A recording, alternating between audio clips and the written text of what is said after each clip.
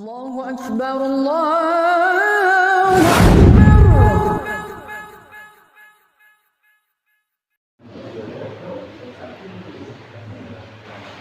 Bismillahirrahmanirrahim. Assalamualaikum warahmatullahi wabarakatuh.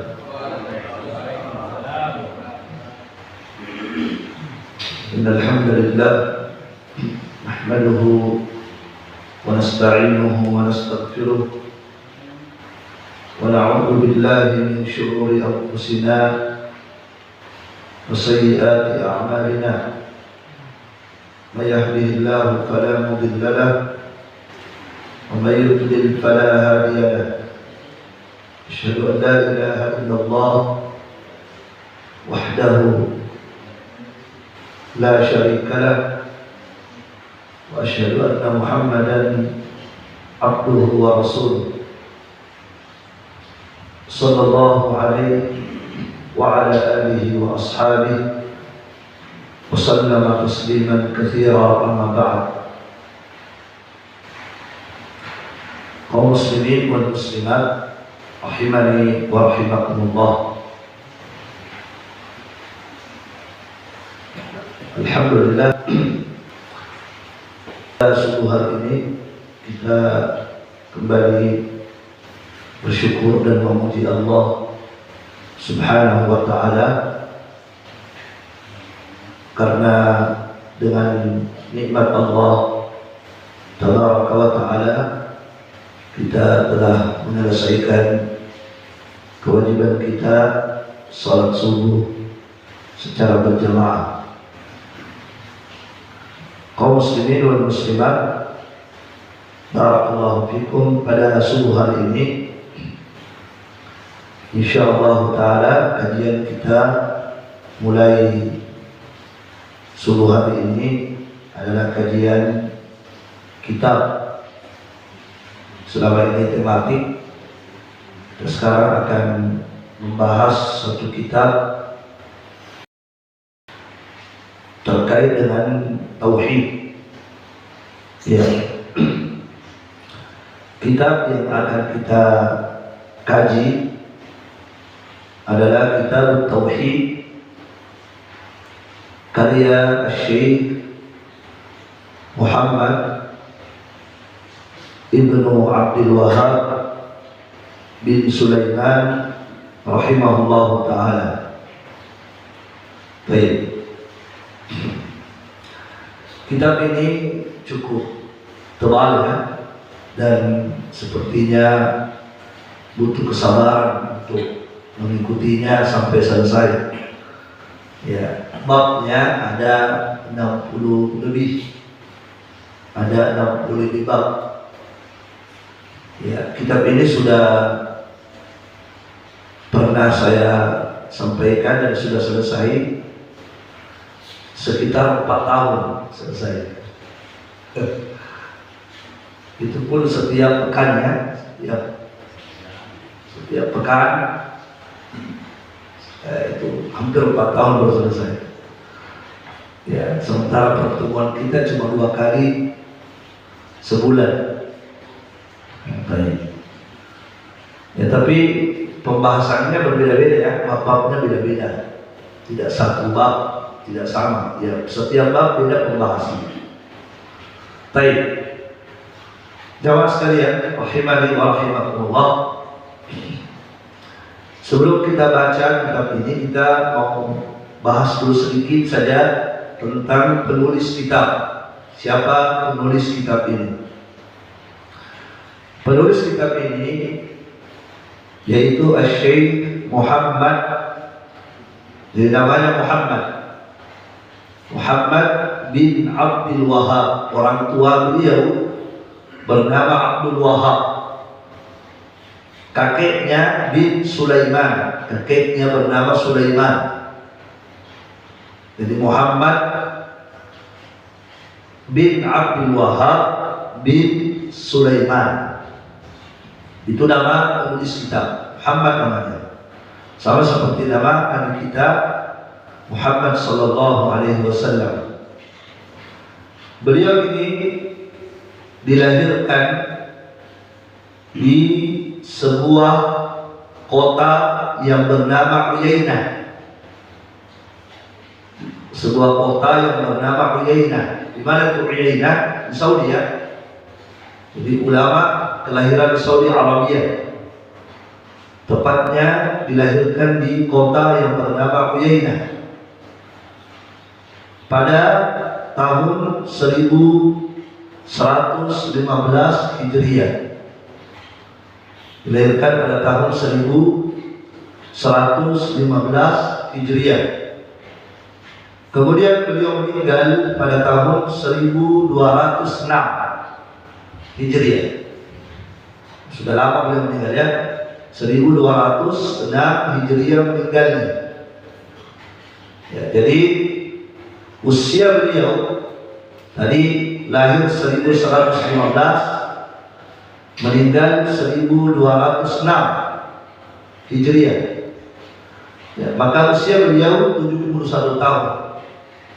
Jadi Syekh Muhammad bin Abdul Wahab diberi usia oleh Allah Subhanahu wa taala 71 tahun.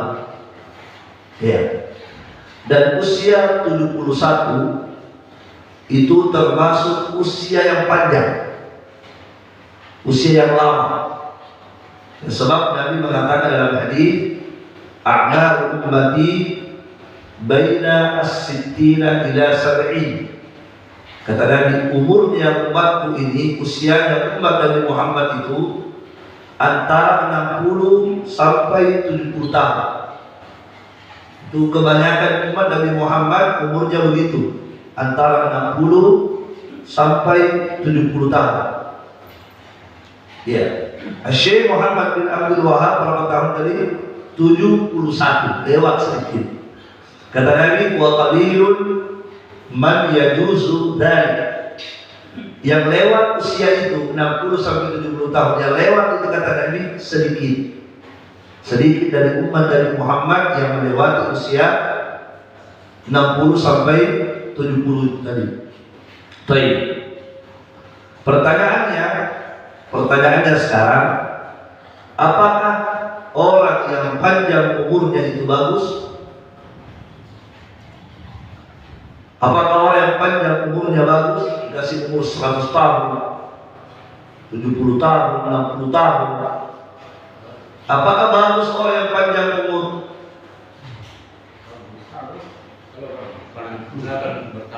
Bagus. Bagus. Baik. Pokoknya tergantung posisi yang mau dia dipakai sebagai baik. baik. Iya. Jadi tergantung umur panjang ini bagaimana kehidupannya selama hidupnya ini. Kata Nabi sallallahu alaihi wasallam dalam hadis, khairun nasi, manusia yang terbaik itu adalah man tala umruhu wa hasuna amaluhu. Itu orang yang panjang umurnya tetapi amalnya bagus. Panjang umurnya tapi amalnya bagus. Itu orang yang bagus. Maka sebaliknya hadis, kalau ada orang panjang umurnya tapi amalnya jelek, berarti dia sejelek-jelek manusia. Jadi kembali kepada amalnya di dunia ini. Kalau amalnya bagus, maka bagus. Makanya kalau kita mendoakan orang, didoakan panjang umur, jangan hanya mendoakan semoga umurmu panjang, baru titik. Tidak boleh sampai begitu. Semoga umurmu panjang nak, panjang umur kina, baru titik sampai di situ doanya. Itu tidak benar doa itu. Ya, kenapa? Karena sekali lagi ada orang panjang umurnya tapi ternyata penjahat. Ada orang panjang umurnya ternyata bukan muslim, meninggal dalam keadaan kafir. Alhamdulillah, itu paling celaka orang begitu. Ya kan, kita buka koran meninggal tutup usia 100 tahun, dicek agamanya kan? Ya, baik. Maka ini celaka yang seperti ini. Ya, oleh karena itu Rasulullah ketika mendoakan Anas bin Malik panjang umur, Nabi doakan Anas bin Malik panjang umur. Tapi doanya Nabi begini. Ya, kata Nabi, Allahumma atil umrahu wa barik fihi. Ya Allah, panjangkan umurnya Anas bin Malik dan berkahilah umurnya. Itu tambahan doanya Nabi. Ya Allah, panjangkan umurnya Anas bin Malik dan berkahilah umurnya. Maka Allah kabulkan doanya Rasulullah. Anas bin Malik sahabat yang paling panjang umurnya. Semua sahabat sudah meninggal, beliau masih hidup. Anas bin Malik ini saking panjangnya umurnya, berpuasa Hajjaj bin Yusuf sudah meninggal, Abu Bakar, Umar, Utsman, Ali, kemudian diganti Muawiyah. Tapi sudah meninggal banyak penguasa, datang penguasa zalim, penguasa yang paling kejam di dunia. Tapi Muslim, namanya Hajjaj bin Yusuf, penguasa yang kejam. Ternyata Anas bin Malik masih mendapati penguasa itu saking panjangnya umurnya. Jadi umurnya itu 100 tahun lebih, sekitar 150 tahunan umurnya Anas bin Malik itu. Ya, itu doanya Rasulullah Sallallahu Alaihi Wasallam. Tetapi berkah. Ya, Anas bin Malik berkah hidupnya. Ya, dan tanda umurnya orang berkah, itu hari-harinya, waktu-waktunya bermanfaat untuk kebaikan. Itu tandanya orang berkah umurnya, hari-harinya, waktu-waktunya bermanfaat untuk kebaikan. Nah, barakallahu fikum.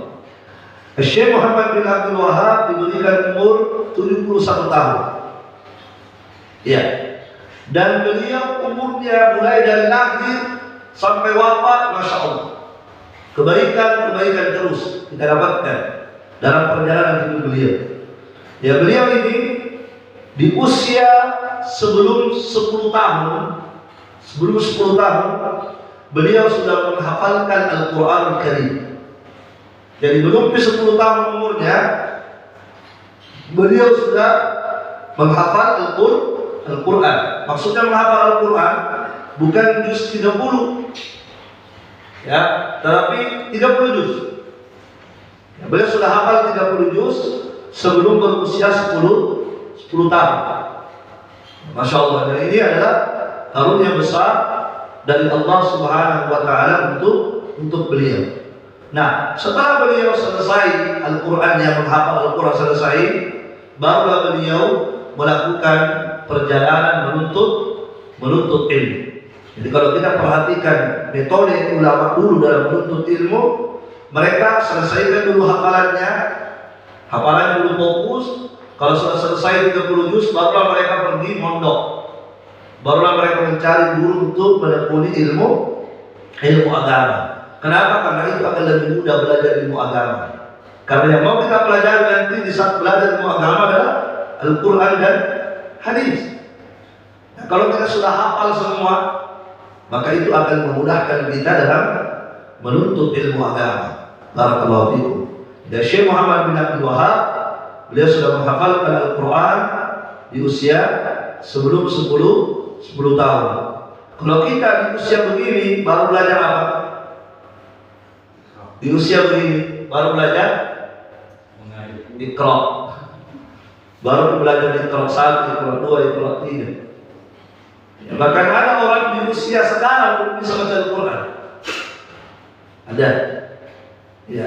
Bahkan ada orang mungkin meninggal tidak tahu baca Al-Quran. Entah apa nanti yang akan dia sampaikan di hadapan Allah ketika ditanya apa ilmumu. Karena di antara pertanyaan alam kubur nanti itu kan bukan cuma 3. Yang 3 masyhur. Tapi ada satu tambahan pertanyaan alam kubur. Sebutkan dalam hadis, apa itu? Wa ma ilmuka? Apa ilmumu? Apa ilmumu?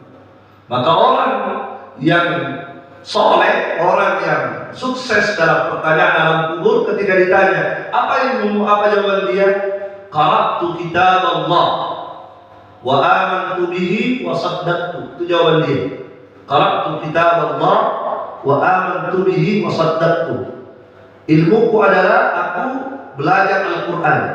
Aku baca Al-Quran. Aku belajar Al-Quran.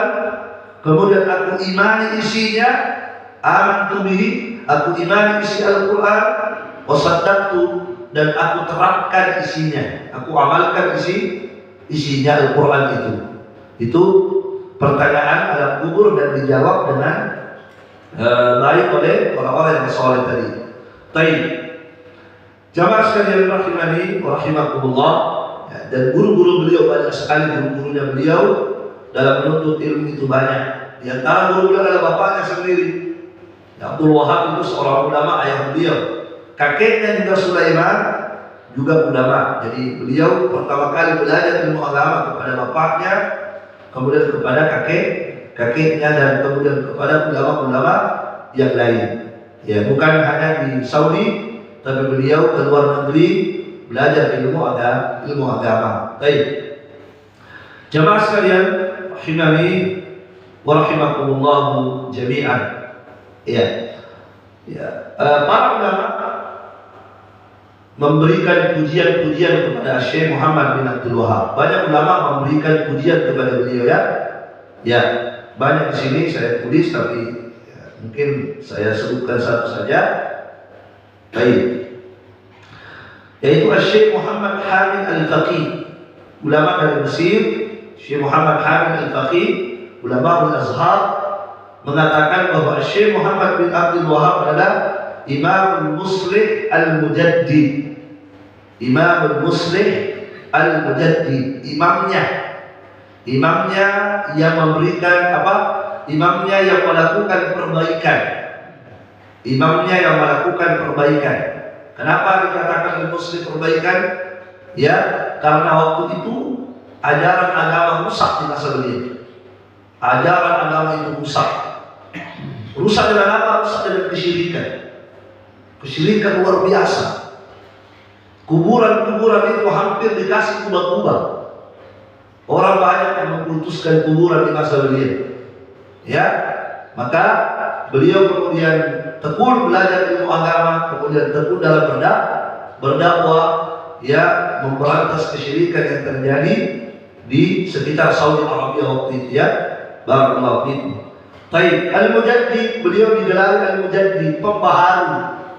Al-Muslih Al-Mujaddid. Al-Mujaddid artinya pembaharu. Kenapa dikatakan pembaharu? Karena seakan-akan beliau memperbaharui ajaran Islam yang sudah dikotori dengan kesyirikan.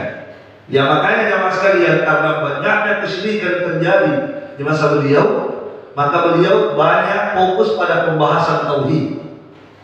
Tulisan-tulisan beliau banyak terkait dengan tauhid, banyak terkait tauhid, banyak sekali. Di antaranya tulisan beliau adalah Al-Qawaidul Arba', kemudian buku kecil, kitab Al-Qawaidul Arba', 4 kaidah mengenal tauhid dan mengenal kesyirikan. Itu karya beliau. Kemudian ada kitab tentang masalah tauhid juga, namanya Ushulus Sittah. Ushulus Sittah. Ya, 6 perkara pokok dalam agama. Kemudian ada kitab beliau namanya Al-Ushulus Thalathah. 3 landasan pokok dalam agama. Ini tauhid juga. Al-Ushul Ats-Tsalatsah. Ya. Banyak karya-karya beliau terkait dengan tauhid. Tetapi yang paling bagus, yang paling lengkap ini kitab tauhid. Ini yang paling lengkap ini. Ya. Makanya tadi kita katakan 67 bab. Kitab tauhid ini karya beliau yang paling lengkap pembahasan tauhid. Kitab tauhid alladzi huwa haqqullah 'alal 'abid. Baik. Nah, jamaah sekalian rahimani wa rahimakumullah, itu sekilas tentang penulis kitab. Baik, kita baca kitab beliau. Beliau berkata dalam kitabnya Bismillahirrahmanirrahim, Kitab Tauhid. Bismillahirrahmanirrahim. Jadi beliau mengawali kitab ini dengan Bismillahirrahmanirrahim. Beliau awali dulu, menulis dulu apa? Basmalah. Ya. Dan mengawali tulisan dengan basmalah hukumnya sunnah. Jadi kalau kita ingin menulis sesuatu, apalagi pesan-pesan agama, pesan-pesan terkait dengan agama, maka disunnahkan sebelum menulis pesan itu, disunnahkan menulis apa dulu? Basmalah, itu sunnah. Itu sunnah itu. Ya kalau kita tulis Bismillahirrahmanirrahim, baru tulis pesan, maka kita dapat pahala. Kenapa? Karena kita telah mengamalkan sunnah. Mana dalilnya itu sunnah? Dalilnya adalah hadis Bukhari. Dalilnya adalah hadis Bukhari. Ketika Nabi menulis surat, Nabi pernah menulis surat, ya, ditujukan kepada Raja Heraklius, Raja Romawi waktu itu, ya, Raja penguasa Romawi, penguasa Roma, yaitu di Raja Heraklius. Nabi pernah menulis surat dan mengirim kepada Raja Heraklius. Nah, Nabi ketika menulis surat, paling pertama Nabi tulis apa? Bismillahirrahmanirrahim. Itu paling pertama yang Nabi tulis. Ya, setelah itu Nabi tulis min Muhammad. Baru ditulis min Muhammad Abdillah wa Rasuli ila Hiraqal Azimir Rum. Dari Muhammad, hamba Allah dan Rasulnya, ditujukan kepada Heraklius, Raja Romawi. Itu tuh. Jadi bismillah dulu ya. Baru kita tulis Nabi dari Muhammad, hambanya Allah dan Rasulnya, ditujukan kepada Heraklius, penguasa Romawi. Setelah itu baru Nabi menulis inti suratnya. Apa suratnya Nabi di situ? Nabi mengatakan di suratnya, salamun ala man ittaba'al huda. Nah, itu isi suratnya Nabi. Salamun ala man ittaba'al huda. Keselamatan bagi siapa saja yang mengikuti petunjuk. Keselamatan bagi siapa saja yang mengikuti petunjuk. Setelah itu Nabi mengatakan aslim taslam. Masuk Islamlah, engkau akan selamat. Jadi ternyata isi suratnya Nabi mengajak Heraklius untuk masuk pada agama beliau. Beliau mengatakan aslim taslam. Masuk Islamlah engkau, maka pasti kamu akan selamat. Yu'tikallahu ajraka marratain, dan Allah akan memberikan kepadamu pahala 2 kali. Itu isi surat Nabi. Masuk Islamlah, engkau akan selamat, dan Allah akan memberikan kepadamu pahala 2 kali. Kenapa dikatakan pahala 2 kali? Ya, karena dia ini orang Nasrani. Heraklius itu beragama Kristen. Nah, ketika dia masuk Islam, maka dia mendapatkan 2 pahala. Pahala yang pertama, karena dia telah mengimani Nabi, dia telah beriman kepada Nabi Isa. Yang kedua, dia telah beriman kepada Nabi Muhammad. Maka dia mendapatkan dua pahala. Barakallahu, itu maksudnya. Dan seterusnya, ya, ada lagi beberapa ada lagi beberapa tulisan-tulisan isi surat Nabi, tapi intinya adalah di awal surat paling pertama Nabi tulis apa?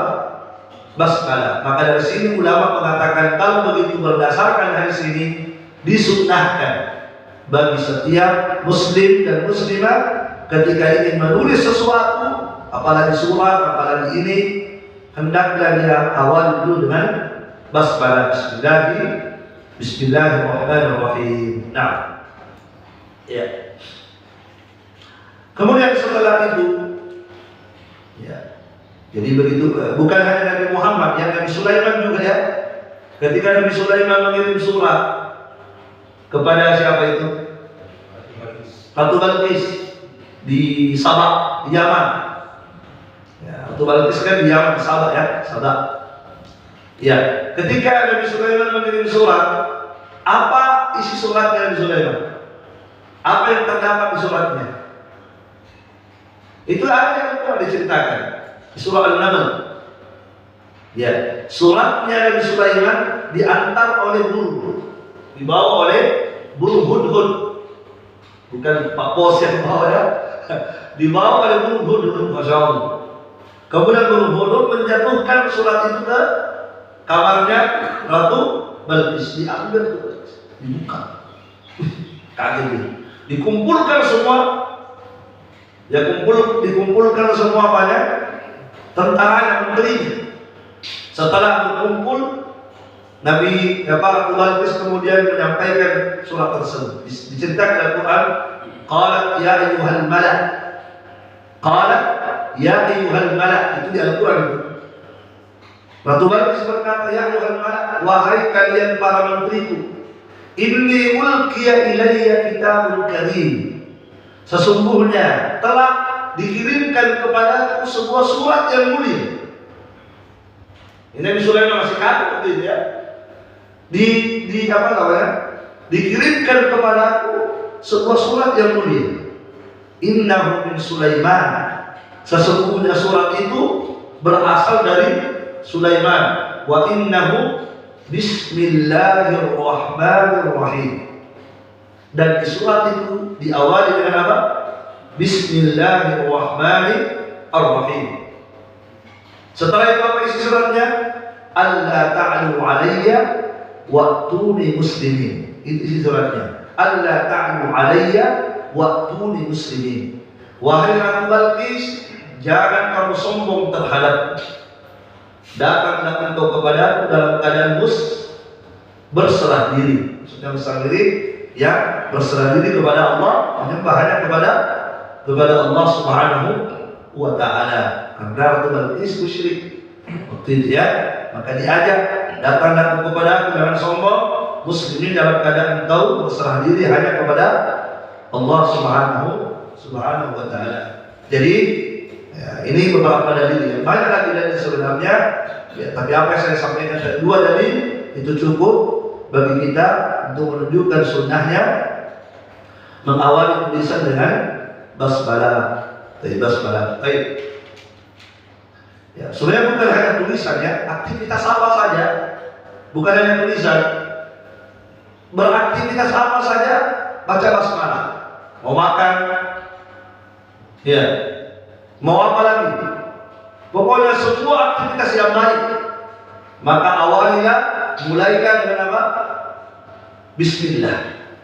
Makanya bahasanya tertulis, awalilah kegiatan Anda dengan Bismillah. Ya, mau apa? Pokoknya Bismillah. Mau naik kendaraan, Bismillah. Kan ada kan?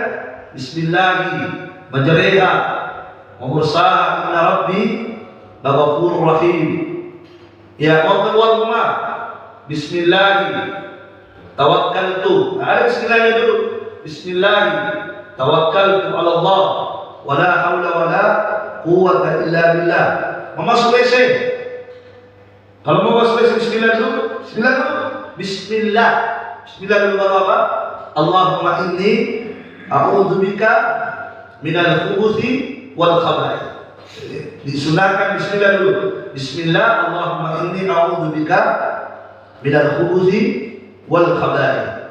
Ya, salah satu faedah besarnya Bismillah, kalau kita masuk WC, disebutkan oleh Nabi, ya satru ma baina aurati bani Adam wal jin. Itu bisa menghalangi jin untuk melihat aurat manusia. Karena kalau kita masuk WC akan buka aurat. Maka salah satu fungsi Bismillah tadi, kalau kita baca Bismillah, maka kalau kita buka aurat dalam WC, jin tidak bisa melihat aurat kita. Ya, makanya juga kalau berhubungan suami istri, kalau ada suami istri berhubungan, jangan lupa baca dulu Bismillah, baru dilakukan. Ya, Bismillah dulu. Ya, jangan terburu-buru Pak. Ya. Baca dulu doanya kan? Itu penting itu. Setelah ini baru tidak sempat. Ya. Apa doanya? Apa doanya berhubungan suami istri? Dilupa gitu. Kalau dilupa berarti lama tidak dilakukan. Itu video paling dihafal Ustaz. Paling lancar apa ini? Allah menjadikan. Sepotong dia. Apa doanya? Allah menjadikan syaitan. Ya. Menjadi syaitan. Asal. Bismillah dulu. Bismillah. Allahumma jannibna syaitan wa jannibish syaitana ma razaqtana. Bismillah dulu. Apa tujuan bismillah tadi? Supaya syaitan tidak melihat aurat. Kita akan berhubungan, terbuka aurat semuanya. Bahaya kalau syaitan lihat aurat kita, bahaya. Ingat, jin itu bisa jatuh cinta kepada manusia. Kapan dia suka, bahaya. Ya. Ya. Baik. Nah, setelah itu baca Allahumma jannibna syaitan, ya Allah, jauhkanlah syaitan dari kami. Jauhkanlah syaitan dari kami. Jangan sampai dia hadir di sini saat kami berhubungan. Wa jannibish syaitana ma razaqtana, dan jauhkan syaitan dari rezeki yang Engkau akan berikan kepada kami lewat hubungan ini. Jauhkan syaitan darinya. Ya, kata Nabi, siapa yang membaca doa ini, kemudian Allah berikan karunia kepadanya berupa anak lewat hubungan itu, lam yadurruhu syaitan, maka syaitan tidak bisa membahayakan itu anak. Syaitan tidak bisa membahayakan itu anak. Barakallahu. Ini pentingnya ya. Jadi bapak-bapak ibu sekalian, untuk kebaikan anak kita dan kehidupan. Ya, sekali lagi awalilah dengan basmalah. Baru baca doanya Allahumma jannibna syaitan wa jannibish syaitana ma razaqtana. Nah. Setelah itu beliau setelah membaca Bismillahirrahmanirrahim menulis, beliau kemudian berkata kitab tauhid, kitab tentang tauhid. Setelah itu beliau tulis beberapa ayat Al-Quran dan hadis terkait dengan pembahasan tauhid. Jadi mungkin saya mau pulang baca doa. Ya, ada pertanyaan? Ada pertanyaan? Ya. Bismillahirrahmanirrahim. Ya, betul. Ya. Ustaz, pertanyaan saya ada dua. Satu, bolehkah kita mendoakan orang yang berulang tahun panjang umur dan usia berkah? Apa itu? Mendoakan orang yang ulang tahun panjang umur dan usianya berkah. Karena ada beberapa orang saya ucapkan dia marah. Dan tidak usah didoakan karena umurnya sudah pasti. Oh iya. Dan kalau begitu kau tidak percaya kalau Allah nggak bisa gitu. Iya. Yang kedua, kapan kita mengucapkan Bismillah saja, kapan juga disambungkan dengan Bismillahirrahmanirrahim. Iya, Masya Allah. Karena kalau makan kan bisa dengar. Iya, Masya hanya Allah. Bismillah saja dari Iya. Rahmanirrahim. Iya. Ya. Jadi boleh kita doakan orang. Nabi doakan ya. Coba deh, antum tadi sudah saya sebutkan. Nabi doakan siapa? Anas bin Malik panjang umur, Allahumma atil umrahu wa barik fihi. Ya Allah, panjangkan umurnya dan berikan berkah pada umurnya. Maka tidak masalah kita doakan seperti itu ya. Barakallahu fikum. Baik. Yang kedua, basmalah ya. Jadi ada dua istilah. Ada namanya basmalah, ada namanya tasmiyah. Ini istilah ya. Basmalah dengan tasmiyah. Kalau basmalah itulah Bismillahirrahmanirrahim. Itu namanya basmalah. Yang lengkap itu namanya basmalah itu. Kalau tasmiyah Bismillah, itu saja, tanpa ada tambahan Ar-Rahman Ar-Rahim. Jelas ya? Nah, sekarang kapan basmalah, kapan tasmiyah? Sesuai dalil, tergantung dalilnya. Ya. Kalau dalilnya menyuruh kita membaca basmalah, basmalah. Kalau dalilnya menyuruh kita membaca tasmiyah, tasmiyah. Ya. Baik. Nah, jemaah sekalian, ada beberapa amalan yang dibaca dalilnya itu tasmiyah, bukan basmalah. Seperti makan. Kalau makan itu bukan basmalah dalilnya, tapi tasmiyah. Seperti misalnya hadis Nabi, ya, ketika mengajari anak tirinya makan, masih kecil diajari makan anak tirinya. Maka apa kata Nabi? Ya gulam, wahai anak kecil, samillah, wa kul biyaminik, wa kul mimma yalik. Wahai bulan, samillah, bacalah tasmiyah. Nabi tidak mengatakan basmil. Kalau basmil, basmalah yang maksud. Tapi Nabi mengatakan samillah. Sama itu dari sama yusammi tasmiyah. Itu kalau ditasrif, sama yusammi tasmiyatan. Jadi apa yang Nabi suruh? Samillah, artinya bacalah tasmiyah. Sebutlah nama Allah. Bacalah tasmiyah. Ya. Setelah itu makan dengan tangan kanan dan makanlah yang terdekat darimu. Yang Nabi ajarkan cara makannya. Jadi untuk makan yang dibaca tasmiyah, bismillah baru makan. Ya. Begitu pula kalau kita menyembelih. Kalau kita menyembelih apa? Menyembelih apa saja, menyembelih hewan, menyembelih ayam, yang dibaca basmalah atau tasmiyah? Tasmiyah. Ya, tasmiyah. Makanya Nabi ketika Nabi menyembelih kurbannya, apa yang dibaca? Dalam hadis, Bismillah Allahu Akbar. Itu yang dibaca. Bismillah. Itu saja, bukan Ar-Rahman bukan. Bismillah baru Allahu Akbar. Itu yang kita dapatkan di hadis. Bacaan Nabi. Ya. Kemudian juga jamaah sekalian, para ulama mengatakan, ya, dari sisi kecocokan tidak cocok juga kalau kita baca basmalah kalau menyembelih, tidak cocok ini, tidak pas. Kenapa? Karena kita mau menyembelih, kita mau membantai hewan ini, ya, baru pakai nama Ar-Rahman Ar-Rahim tidak cocok. Maka yang cocok Bismillah, karena kalau kita pakai Ar-Rahman Ar-Rahim, apa arti Ar-Rahman?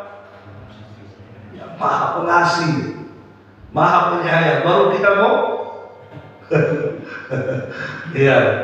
Jadi dari sisi juga, dalilnya tasmiyah, dari sisi kecocokan, ya itu kurang pas kalau kita membaca basmalah. Cuma kalau ada orang baca basmalah sah.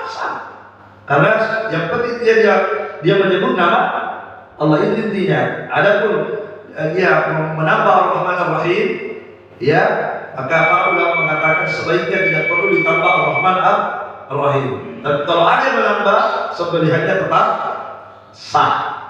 Sembelihannya tetap sah. Jadi begitu. Jadi kadang kita pakai tasmiyah sesuai dengan dalil, kadang kita pakai basmalah gitu. Nah, ya. Nah, kenapa tadi kita katakan basmalah kalau menulis? Karena di hadisnya Nabi tertulis apa? Bismillahirrahmanirrahim. Begitu pula di suratnya Nabi Sulaiman, Bismillahirrahmanirrahim. Nah, saya sedikit Ustaz. iya. Assalamualaikum warahmatullahi wabarakatuh. Waalaikumsalam. Kaitannya dengan mengawali segala aktivitas baik dengan basmalah, apakah tidak ada pengecualian Ustaz? Karena tadi saya mengawali dengan ucapan Assalamualaikum warahmatullahi wabarakatuh. Iya. Kemudian baca basmalah misalnya. Iya. Maksud saya, apakah tidak ada pengecualian untuk konteks-konteks tertentu dimungkinkan mengawali dengan Assalamualaikum warahmatullahi wabarakatuh? Iya. Jadi kalau bisa kita gabungkan dua-duanya, ya, kalau misalnya kita bertemu dengan saudara, ya tentunya diawali dulu kan, salam dulu kan, karena seperti idalah kita wasallim alaih. Kalau engkau bertemu dengan seorang muslim, maka ucapkan dulu salam kepadanya, assalamualaikum warahmatullahi wabarakatuh. Nah, kalau ada sesuatu aktivitas yang akan kita lakukan, disitulah diawali dengan basmalah. Ya, dalam konteks ceramah misalnya, ya. Kan umumnya orang itu mengawali Assalamualaikum warahmatullahi wabarakatuh. Ya. Baik. Ya, jadi kalau di konteks ceramah, kalau bebas sebenarnya. Tapi kalau kita lihat baiknya Bismillah dulu. Kalau saya Bismillah dulu.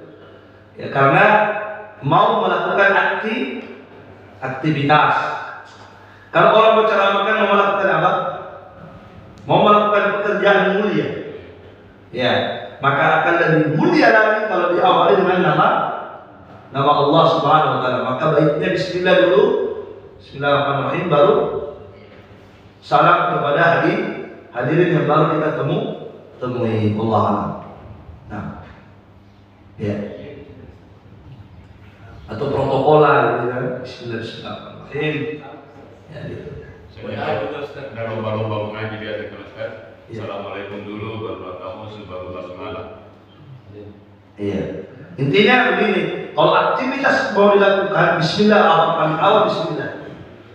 Itu aktivitas apa saja, karena kita mengharapkan keberkahan dari Allah lewat basmalah ini.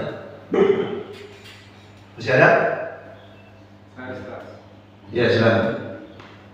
Terkait tadi baca Al-Quran, Ustaz. Bagaimana hukumnya orang yang menyampaikan kandungan atau ayat-ayat Al-Quran tetapi salah dalam pengucapan atau tidak benar dalam pengucapannya? Bagaimana kandungannya bagus tapi pengucapan Al-Qurannya salah? Bagaimana hukumnya, Ustaz? Ya. Baik. Kalau kesalahan ada namanya lahan namanya dalam ilmu Al-Qurannya, lahan. Terjadi kesalahan. Ya, kesalahan itu ada dua. Yang pertama lahan jadi kesalahan yang jelas. Yang kedua lahan khafi, kesalahan yang samar-samar saja, dimaafkan. Kalau kesalahan yang jelas itu tadi merubah huruf dengan huruf yang lain, merubah harakat, itu tidak bisa dimaafkan itu, begitu, tidak benar itu. Ketika merubah huruf, merubah harakat, merubah panjang pendek, tasdid tidak tasdid, itu kesalahan jelas, tidak benar. Kalau Al-Fatihah terjadi kesalahan jelas, sholat tidak sah. Ya. Beda kalau kesalahan lahan khafi. Kalau lahan khafi itu kayak dengungnya kurang, harusnya panjangnya 7, baca 4 panjang. Itu namanya khafi, hanya terkait dengan tajwidnya.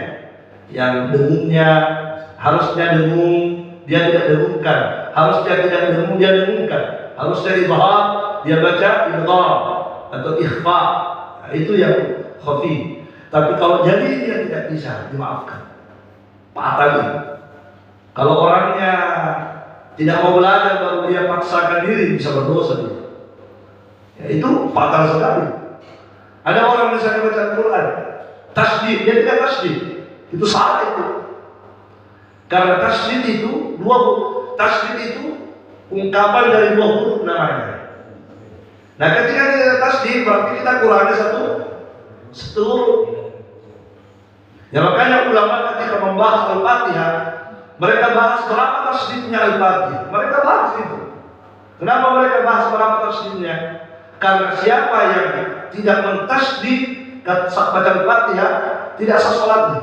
Ada orang baca misalnya Alhamdulillah, dia tidak baca lillahi. Ketika dia baca lillahi, berarti dia kurangi satu huruf itu. Mengurangi satu huruf tidak boleh dalam Al-Quran. Iyaka, dia baca iyaka. Ya kan? Walau do tasdiqan, do itu berarti 2 do-nya. Ketika dia baca walau, berarti 1 di do dia baca. Itu tidak benar. Itu lahan jeli namanya. Ya. Kemudian juga misalnya huruf dia ganti dengan huruf yang lain. Ya. Itu fatal sekali itu. Kalau huruf sudah diganti, oh jelas pasti berbeda maknanya. Berbeda sekali. Kalau sudah ganti huruf, ya kan? Ya, sangat berbeda artinya. Nah, contohnya banyak contoh di Al-Quran kalau diganti itu langsung berubah. Ya, apa ya? Muhsinin, muhsin pakai sin dengan sok, beda. Inna lanaraka minal kalau dia baca inna lanaraka minal muhsinin sok, minal muhsinin beda. Kalau muhsinin orang yang berbuat baik, Kalau muhsinin orang yang melindungi. Sama-sama bagus mana, tapi kan beda artinya nanti. Lain artinya. Iya. Fa'asabakum ghamman. Fa'asabakum asaba. Dengan asaba beda. Sabbaha. Sabbaha lillahi. Dengan dabbaha. Dabbaha. Sabbaha atau dabbaha atau sabbaha beda. Kalau sabbaha bertasbih, kalau dabbaha membeli. Nah, itu artinya. Baik. Nah, apa? Banyak. Kalau harus belajar. Biar tua. Biar tua. Iya, biar tua harus belajar. Dan memang belajar ilmu agama kan bukan Nabi mengatakan talabul ilmi fardhah ala kulli muslim. Belajar ilmu agama wajib bagi setiap muslim. Nabi tidak mengatakan ala kulli muslimin fatatin. Muslim yang muda. Dan begitu. Pokoknya muslim Anda wajib belajar ilmu agama. Mau muda, mau tua, mau perempuan, laki-laki, mau kaya, miskin, semua harus belajar ilmu agama. Bahkan orang yang sudah berilmu saja tetap harus belajar sampai mati. Ya, sampai mati kita harus belajar ilmu agama. Ya. Dan Al-Quran termasuk ilmu yang wajib untuk kita pelajari karena ini Al-Quran agama kita ini. Agama kita apa? Kira-kira yang akan kita jawab di hadapan Allah kalau Allah tanya, kenapa tidak bisa baca Al-Quran? Kenapa Al-Quran itu melepokan? Kan? Ya. Masa seorang muslim baca Al-Quran? Ya, kurang. Apalagi seorang dai paling harus belajar Al-Quran. Seorang penceramah, seorang ustaz. Ya. Karena apa dia salah dalam membaca ayat, pasti berubah maknanya, berubah drastis itu. Kalau salah huruf itu paling berubah arti itu kalau salah huruf itu. Nah, dia baca alhamdulillah, dia baca misalnya Rabbil alamin, dia tidak pakai tidak pakai ain. Kalau dia baca Rabbil alamin, itulah artinya. Kalau Rabbil alamin, pencipta seluruh alam semesta. Kalau Rabbil alamin, pencipta orang-orang yang sakit. Alam artinya itu pakai alif, alam itu orang yang sakit, menderita sakit badan. Beda tidak? Iya. Nah, dalam iya. Kalau dari magang berarti pakai bahasa Indonesia nih dulu tapi daripada dia sebutkan misalnya Al-Quran saya salah.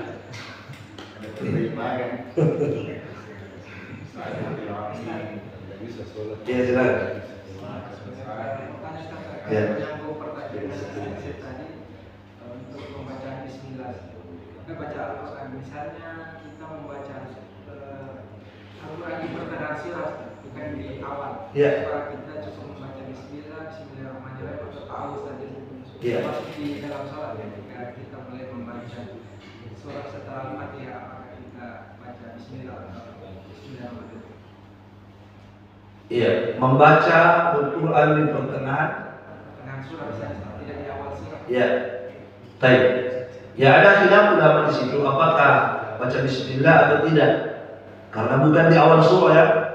Ya, tetapi mayoritas ulama mengatakan tetap dianjurkan baca bismillah walaupun di pertengahan surah. Tidak apa-apa kita baca. Tapi sebagian ulama mengatakan tidak.